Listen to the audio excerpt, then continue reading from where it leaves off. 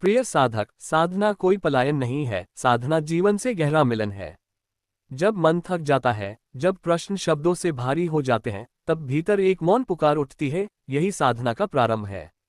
साधना का अर्थ चमत्कार पाना नहीं, बल्कि स्वयं के साथ ईमानदार होना है। यह बाहर कुछ जोड़ने की प्रक्रिया नहीं, भीतर से अनावश्यक परतें हटाने की यात्रा है।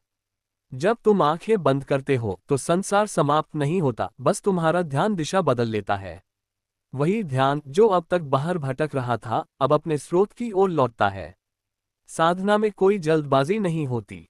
बीज को वृक्ष बनने में समय लगता है। इसलिए धैर्य रखो, अपने अनुभवों की तुलना किसी और से मत करो।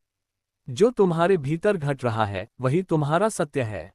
यदि कभी साधना में डर आए, तो जान लो, डर नहीं, पुरानी स्मृतियां उठ रही हैं। यदि भावनाएं उमड़ें, तो समझो, हृदय शुद्ध हो रहा है। साधना में श्वास तुम्हारा पहला गुरु है। उसका आना जाना देखो, कोई नियंत्रण नहीं, कोई संघर्ष नहीं, केवल साक्षी भाव। जब तुम कुछ बनने की कोशिश छोड़ देते हो, तभी तुम्हारा वास्तविक स्वरूप प्रकट होता है। शांति कोई उपलब्धि नहीं, वह तुम्हारी मूल प्रकृति है।